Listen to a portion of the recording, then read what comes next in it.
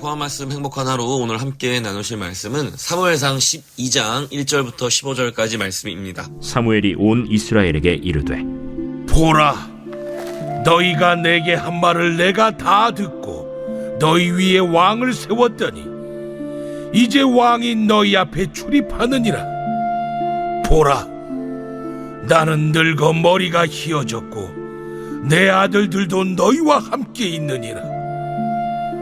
내가 어려서부터 오늘까지 너희 앞에 출입하였거니와 내가 여기 있나니 여호와 앞과 그의 기름 부음을 받은 자 앞에서 내게 대하여 증언하라. 내가 누구의 소를 빼앗았느냐? 누구의 나귀를 빼앗았느냐? 누구를 속였느냐? 누구를 압제하였느냐? 내 눈을 흐리게 하는 뇌물을 누구의 손에서 받았느냐? 그리하였으면 내가 그것을 너희에게 갚으리라. 당신이 우리를 속이지 아니하였고 압제하지 아니하였고 누구의 손에서든지 아무것도 빼앗은 것이 없나이다.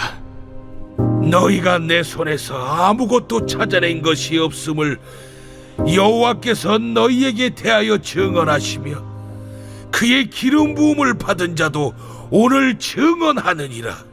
그가 증언하시나이다. 사무엘이 백성에게 이르되 모세와 아론을 세우시며 너희 조상들을 애굽 땅에서 인도하여 내신 이는 여호와이시니 그런즉 가만히 서 있으라. 여호와께서 너희와 너희 조상들에게 행하신 모든 공의로운 일에 대하여 내가 여호와 앞에서 너희와 담론하리라.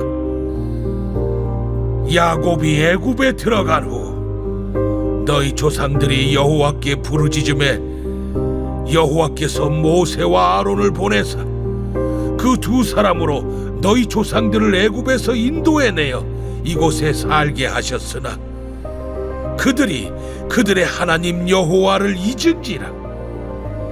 여호와께서 그들을 하솔 군사령관 시스라의 손과 블레셋 사람들의 손과 모압 왕의 손에 넘기셨더니 그들이 저희를 치매 백성이 여호와께 부르짖어 이르되 우리가 여호와를 버리고 바알들과 아스타롯을 섬김으로 범죄하였나이다.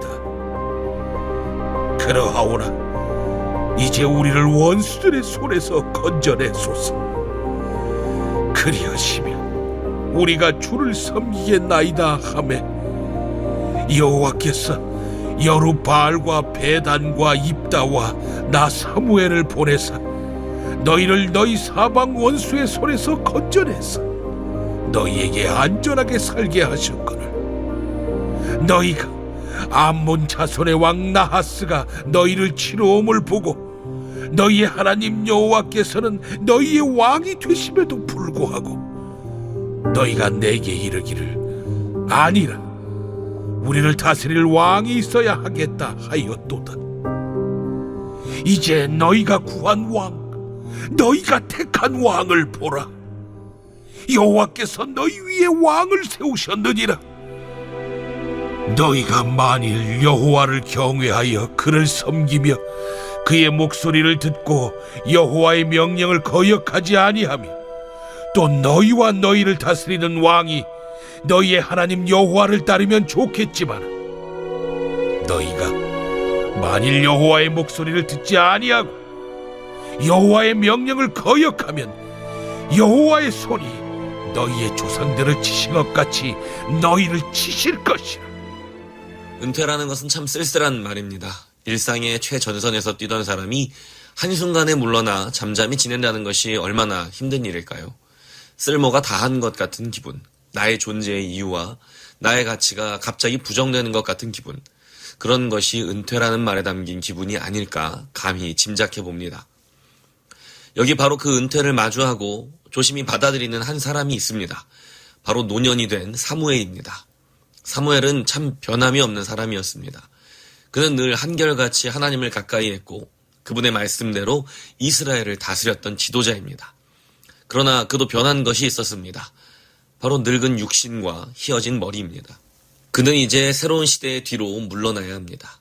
아마도 누구에게나 그렇듯 다음 세대의 결정은 참으로 못믿었고 못마땅한 법입니다. 내가 아니면 안 될 것 같은 염려로 가득합니다. 그러나 사무엘의 한결같은 성품은 그 모든 것을 두고서 그럼에도 불구하고 자신이 물러나야 할 때를 지체하고 미루지 않았습니다. 오늘은 이스라엘의 새로운 왕 사울을 정식으로 추대하는 기쁜 잔칫날입니다. 우여곡절 끝에 세워진 사울 왕은 생각보다 괜찮은 사람이었습니다. 그는 준수한 외모와 강직한 성품을 가졌고 하나님을 의지하는 사람이었으며 전쟁에서 승리하는 법도 아는 용맹한 사람이었습니다. 그야말로 사울은 왕이 될 상이었습니다. 온 백성이 모여서 그런 왕을 세우는 자리이니 얼마나 성대하고 얼마나 기쁘고 흥겨운 날이었겠습니까? 그러나 사무엘의 마음은 편치 않습니다. 왜냐하면 이스라엘의 결정과 새롭게 도래한 왕정의 시대가 사무엘이 받아들이기 힘든 변화였고 올바른 길이 아니라고 하나님 앞에 죄를 짓는 것이라고 확신했기 때문입니다. 그래서 흔히 말하는 라떼는 말이야 같은 잔소리도 하게 됩니다. 사무엘은 자신이 이스라엘의 지도자로 있었던 모든 시간 동안 자신이 얼마나 정직하고 좋은 사람이었는지 확인합니다. 자신이 잘났다고 자랑하는 것이 아니지요. 자신이 하나님 앞에서 정직했던 것처럼 이제 새롭게 기름 부음을 받은 왕도 그래야 한다는 것입니다. 사무엘은 출애굽의 이야기를 시작으로 이스라엘의 역사를 되짚어 봅니다. 그 역사를 통해 말하고자 하는 것은 바로 이스라엘이라는 나라의 정체성이 무엇이냐는 것입니다. 이스라엘의 정체성은 오직 하나님의 구원으로만 사는 민족이라는 것입니다. 역사 속에서 이스라엘이 한 일이라고는 범죄하고 하나님께 부르짖는 것 뿐이었습니다. 그럼에도 언제나 그들을 구원해 주신 것은 다른 누구도 아닌 오직 여호와 하나님 한 분뿐이었습니다. 이것을 기억해야 함에도 이스라엘은 어느 때처럼 또 하나님을 잊어버렸습니다. 사무엘은 암몬 족속의 위협 앞에서 이스라엘이 마땅히 하나님께 부르짖을 것을 기대했지만 이스라엘의 선택은 하나님이 아니라 우리에게도 왕이 필요하다는 요청이었습니다. 이스라엘에 왕이 없어서 멸망을 당한 것이 아니지요. 오히려 진정한 왕이신 여호와 하나님을 만족하지 못하고 헛된 것에 눈을 돌렸기 때문에 망한 것이죠. 이제 사무엘로 대표되는 사사의 시대가 저물고 사울이라는 왕을 시작으로 새로운 왕의 시대가 열렸습니다. 그러나 시대가 변했어도 그들은 여전히 하나님과의 언약을 기억해야 합니다. 비록 그들의 요청으로 사람의 왕이 세워졌지만 그 왕이 이스라엘을 구원하는 것이 아니기 때문입니다. 이스라엘은 자신들이 하나님과의 언약 관계 속에서만 구원받을 수 있다는 것을 잊어서는 안 됩니다. 그것이 이스라엘 하나님의 백성이 가져야 하는 정체성이기 때문입니다. 그리고 여전히 그 언약에 귀를 기울이고 말씀을 들어야 합니다. 이스라엘은 왕정제도 같은 어떤 제도나 사람에게 소망을 걸고 그것이 무슨 구세주라도 되는 것처럼 여길 때에 모든 것이 헛되다는 것을 알게 될 것입니다. 이처럼 무언가 잘못되어 가고 있는 것 같은 다음 세대들을 두고 은퇴해야 하는 사무엘의 심정이 어땠을지 짐작이 되십니까? 그가 비록 나 때는 말이야 하면서 잔소리도 하고 쓴소리도 하고 부정적인 전망도 내놓았지만 그는 결코 자신이 물러나야 할 때를 미루거나 지체하지 않았습니다. 번복하지도 않았고 나 아니면 안 된다고 고집부리지도 않았습니다. 왜냐하면 하나님께서 바로 이 새로운 시대를 허락하셨다는 것을 믿었기 때문입니다. 올바른 선택, 좋은 결과가 예상되는 선택이었기 때문이 아닙니다. 왕정제도가 그런대로 괜찮았기 때문도 아닙니다. 그들은 하나님 앞에서 죄를 범하고 있는 것입니다. 사무엘은 알고 있었습니다. 중요한 것은 제도나 사람이 아니라는 것을 말입니다. 이스라엘을 구원하고 새롭게 하는 것은 제도나 사람이 아니라 하나님이시기 때문에 사무엘은 애써 담담히 받아들이려고 합니다. 그래서 반드시 내가 아니면 안 된다고 생각하지도 않는 것이죠. 왕이 아니라 사사시대가 계속된다면 그것은 괜찮은 것이었을까요? 그것도 아니면 다른 제도가 세워졌다면 괜찮았을까요? 아니면 다른 사람이었다면 어땠을까요? 아닙니다. 오직 하나님만이 모든 것을 결정하고 다스리시는 진정한 왕이시라는 것만이 중요합니다.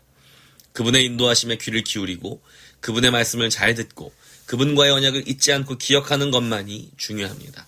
그랬기 때문에 우리는 잘못된 선택으로 시작된 바로 그 왕정 정치를 통해 예수님을 예표하는 다윗 왕을 만날 수 있었던 것입니다. 사람이 마음으로 자기의 길을 계획할지라도 그 걸음을 인도하시는 분은 여호와 하나님이십니다. 우리의 잘못된 선택도 하나님은 놀라운 은혜로 변화시켜 주실 수 있습니다. 사무엘은 고루한 늙은이가 아니었습니다. 나 아니면 안 된다며 고집 부리는 사람도 아니었습니다. 왜냐하면 그는 자기 경험이나 지식을 믿는 사람이 아니라 오직 하나님의 계획과 약속을 믿는 사람이었기 때문입니다. 그래서 사무엘은 결국 나 때는 말이야 하고 끝나지 않고 하나님은 말이야 라고 권면할 수 있는 사람이 될 수 있었습니다. 오늘 하루 일이 내 뜻대로 되지 않을 때, 심지어 그것이 잘못된 결정, 부정적인 전망이 보이는 일이라 할지라도 오늘 말씀을 붙잡고 마음의 질서를 잃지 않으시기를 축복합니다. 우리 삶의 흥망성쇠는 어떤 제도나 사람에게 달린 것이 아닙니다. 그리고 나에게 달린 것도 아닙니다. 오직 여호와 하나님께만 달려 있습니다. 그리고 우리의 왕 중의 왕이신 예수 그리스도께만 달려 있습니다. 우리는 때때로 실수할 때도 있고 잘못을 저지를 때도 있습니다. 그러나 우리의 마음이 오직 예수 그리스도를 향해 있기만 한다면 우리 안에서 살아 역사하시는 그분이 온전한 길로 우리를 다시 인도하실 것입니다. 우리의 미련한 선택으로 시작한 일이라도 예수님의 놀라운 은혜의 결말로 끝맺음 할 수 있도록 우리를 인도해 주실 것입니다. 나의 부족함으로 인해 낙심하지 마십시오. 후배들이나 부하 직원들이 못마땅하다며 불평하지도 마십시오. 자녀들이 부족하다고 염려하지 마십시오. 내가 할 수 있는 일이 아닙니다. 내가 아니면 안 되는 것도 아닙니다. 그들이 전부 틀린 것도 아닙니다. 불세출의 바둑기사 조은현 씨는 자신의 저서에서 스승 세고의 선생의 가르침을 회상하며 이렇게 말했습니다. 제자가 내 기준에 어긋나는 듯해도 야단칠 필요가 없다. 스승이 중심을 잡고 있으면 제자가 알아서 잘못한 걸 깨닫고 고친다. 또 고치지 않더라도 괜찮다. 그건 시대가 달라서 그런 것이지 생각이 달라서가 아니기 때문이다. 스승의 시대에 지켜야 했던 원칙이 제자의 시대에는 바뀔 수 있다. 하지만 그 정신만큼은 그대로다. 우리가 우리의 자리에서 예수 그리스도의 정신을 잃지 않고 온전히 살아낼 수만 있다면 어쩌면 그것으로 족합니다. 나머지는 그들 안에서 살아서 역사하시는 그들의 왕, 우리의 왕, 예수 그리스도께서 끝까지 선한 길로 인도해 주실 것이기 때문입니다. 오늘의 적용 질문입니다. 첫 번째, 나 아니면 안 된다고 생각하며 예수님을 의지하는 것이 아니라 내 힘으로 해내려고 했던 경험이 있다면 무엇인가요? 두 번째, 친구, 후배, 제자, 직원, 자녀 등 내가 온전히 신뢰하지 못하고 불안해하는 사람이 있습니까? 어떻게 하면 그들을 온전히 예수님께 맡길 수 있을까요? 세 번째 질문입니다. 예수님이 변화시켜 주시거나 회복시켜 주시기를 원하는 여러분의 실수나 잘못이 있다면 무엇입니까? 오늘 우리 이렇게 함께 기도하겠습니다. 우리의 실패와 좌절도 결국 은혜와 승리로 변화시키시는 주님, 내가 나의 힘과 능력이 아니라 오직 예수 그리스도의 은혜만 붙잡게 하옵소서. 나와 내 사랑하는 모든 이들 안에서 역사하시는 주님만 의지합니다.